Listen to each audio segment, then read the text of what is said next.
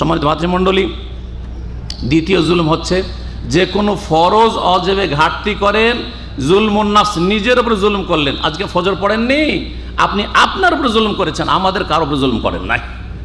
রব্বানা যালামনা আনফুসানা পড়েন, জি হ্যাঁ।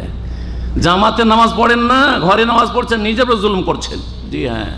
আপনি ব্যক্তি জীবনে ফরজ অজেবে ঘাটতি করছেন, অথবা হারাম নাজায়েজ কাজ করছেন, লুকিয়ে লুকিয়ে ফিল্ম দেখছেন, হ্যাঁ, পর্ণ ছবি দেখছেন, আপনি নিজের উপর জুলুম করছেন, কারো ক্ষতি করেন না। রব্বানা যালামনা আনফুসানা পড়ে তওবা করে ফিরে আসেন। দ্বিতীয় জুলমুন নাফস, নিজের উপর অত্যাচার করছেন, আপনি আপনার ক্ষতি করছেন। 3 নম্বর জুলুম হচ্ছে জুলমুল ইবাদ, একজনের আর একজনের উপর জুলুম করা, এক মানুষের আর এক মানুষের উপর জুলুম করা, অথবা এক মানুষের আর অন্য কোনো সৃষ্টির উপর জুলুম করা।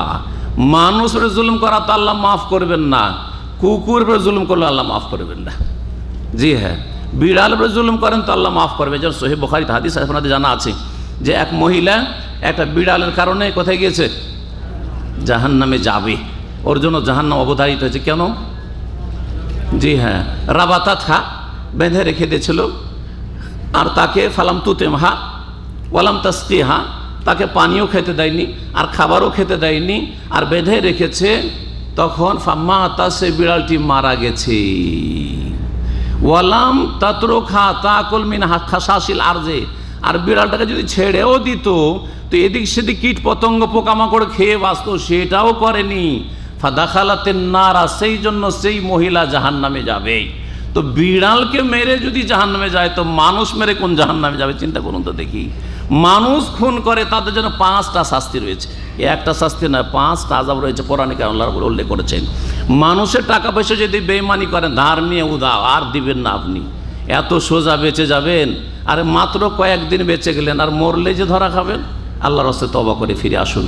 এই 3 জুলুম থেকে মুক্ত হওয়ার জন্য আপনাদেরকে দাওয়াত দিচ্ছি।